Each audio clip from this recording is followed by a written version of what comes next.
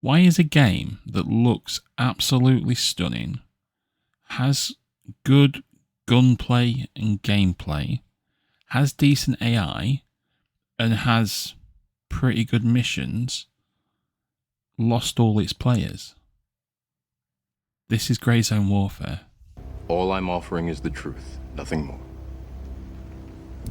Grey Zone hit like a freight train. Unreal Engine 5 visuals that make your eyes bleed with beauty. Gunplay so crisp it feels like you're living in a Milsim fantasy. The first few hours, you're all in. Squad up, chase loot, survive in a persistent jungle that never sleeps. This feels like the future of tactical shooters. But then, it creeps in. Not a bug, not a crash, not even those aimbot AI snipers. Boredom. Quiet, soul-sucking. You don't rage quit, you just stop logging in. And that's the problem. Grey Zone's chasing the Holy Grail, an open world extraction shooter, but its own ambition might be what kills it. When Grey Zone Warfare dropped in May 2024, it turned heads, and not just for the jaw-dropping graphics or the buttery gunplay, but because it nailed the vibe. High-stakes, tactical PvE, loot, risk, squad play, immersion like we haven't seen since Arma 3 mods in 2012. It wasn't just a game, it was a vision. And the players came. The launch peaked at over 71,000 concurrent on Steam. And yes, I know Tarkov was having a bad time at the time, but then it crashed hard. Then came Winds of War in May. This brought heat, dynamic rain pooling in rice paddies, 60 new locations, smarter AI, combat outposts to cut the travel time. X was buzzing. At Grey Zone Hype called it finally a reason to play. That update dragged 36,000 players back and a 10 times jump from the 2,000 concurrent player low. But, and it's a big but, here's the gut punch. That was then, August 2025. We're down to 7,000 peak, 3,500 average, spread across 3 factions, global servers, and a map the size of a small country. That's 60 players per server, 20 per faction, max. You're not dodging PMCs, you're wandering a ghost town, wondering where the action went. Where are you? The updates were fire, for a minute. But players aren't sticking. Why? The loop. The thing that's supposed to keep you hooked is missing the spark that makes you care.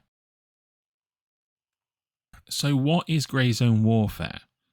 It's sold as an extraction shooter. What is it? Gear up, pick a mission, drop into a persistent server with 3 factions, 60 players and tactical chaos.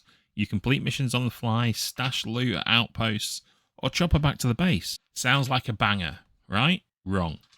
This isn't an extraction shooter. It's a tactical MMO with loot sprinkles. What is it?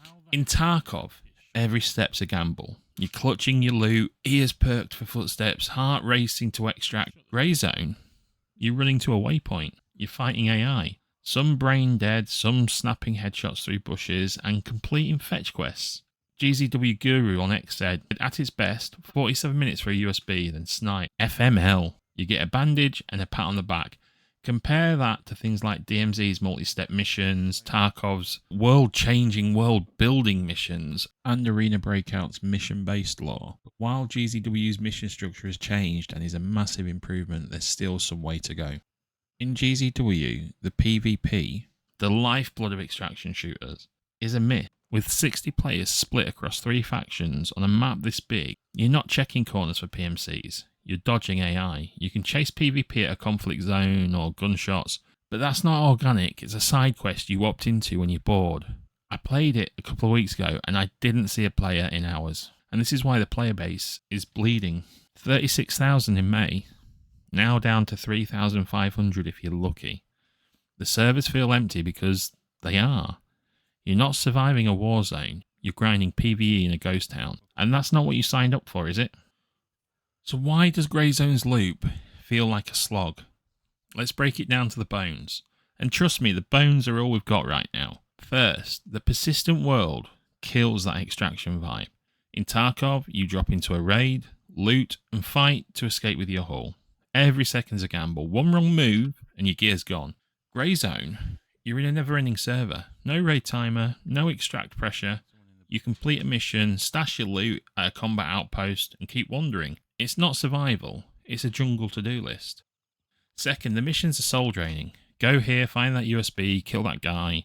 Sure, I'll hunt a USB, but make it mean something. You get nothing! Is it intel on Ground Zero? Does it have photos of a warlord's payment, secret deals, or some dark faction conspiracy? Give me a story to chase, not a fetch quest for a bandage and a dream. Compare that to Zero Seaver, where missions build towards something epic. Grey Zone's tasks, they're busy work, but with no soul. Third, the economy and gear are paper thin. In Tarkov, and I know I'm going on about this, but I'm obsessed with the flea market. Hunting for rare items to sell, testing a million attachments to build the ultimate meta gun. It's half the game. Grey Zone, everyone runs the same two weapons. The M4A1 or the DMR.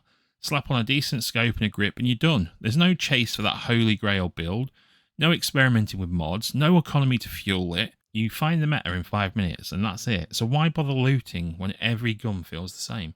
Fourth, PvP is a myth. With only 60 players per server, 20 per faction, and on a 300 square kilometre map, I'm not checking corners for PMC. I'm more worried about the AI. Combat outposts are meant to spark fights, but it's artificial. You see a conflict zone on the map and you choose to go there. It's not like Tarkov's Paranoia or DayZ's Random Betrayal. It's a side quest you might skip. This is the death spiral. No stakes, no story, no gear chase, no player threat, just a grind. And when a game feels like a job, well, you log off because you're not getting paid to play it. So can it be saved? What would you say you do here? Here's the $1 million question. I know it's in early access, but it's been a year. What is Grey Zone Warfare trying to be? A survival sandbox like Rust, where you scavenge and craft stories in a living world? An extraction shooter like Tarkov or Arena Breakout Infinite with heart-pounding loot runs and betrayal around every corner? Or is it just a squad-based milsim, like Armour, with tactical ops and epic battles? The devs want it all, but right now, it's a jack of all trades and a master of none. Never half-ass two things. Whole-ass one thing. This dream, an open-world extraction shooter with milsim depth, is incredible. But chasing all three risks becoming a rich man's folly. A gorgeous game that collapses under its own ambition. So how do they save it before 3,500 players ditch Nanthaven for good? Here's my playbook to make the hybrid work. Create conflict zones that force players to collide. Combat outposts are a start. I've sprinted to gunshots, dove into firefights and felt the rush. But it's too rare. Make high-risk zones with exclusive loot, rare weapon mods you can't buy, classified Ground Zero intel, or warlord documents that unlock faction secrets. But make me fight for something worth dying for. Crank the chaos up to 11. Give missions a soul. Like I said, I'll hunt that USB if it's got dirt on the warlord. Make every quest a chapter in a bigger story. Don't just send me to fetch a bandage. Make me care why I'm risking my neck. Build a real economy. Tarkov's flea market keeps me up at night. Selling for profit, tweaking attachments, add more guns, more mods and a trading system. Make me obsess over my loadout, not find the meta in 5 minutes. Restore extraction stakes, even in a persistent world. Give us options. Add timers to missions. Give us tight spawn areas with real extract points. Give us a bin to drop loot into and fix the AI. They're either brain dead or they're John Wick. Make them unpredictable but not unfair. This hybrid dream can work, but only if the devs double down on the tension. Force players to fight, make missions that matter, give us loot worth losing. Blend Rust's freedom with Tarkov stakes and Armour's tactics. But do it now before the servers are as dead as a Tuesday morning in Nanthaven. Why are you the way that you are? Why do I care? Am I just here to moan? Hell no. I love Grey Zone Warfare. The visuals are a masterpiece, the persistent open world feels alive, and the idea of blending Rust's survival, Tarkov stakes, and Armour's tactics, it's a dream I want to believe in. But without tension, without that gut punch fear of losing it all, it's just a stunning jungle with no soul. The devs can make this work, but they need to decide, is this a hybrid masterpiece, or just one genre done right? I'm rooting for them. You are too, so let's figure out together what's keeping you from Grey Zone. What would bring you back? Drop it in the comments, join my Discord, let's talk about how we can make this game work. And Extraction Shooter's legendary.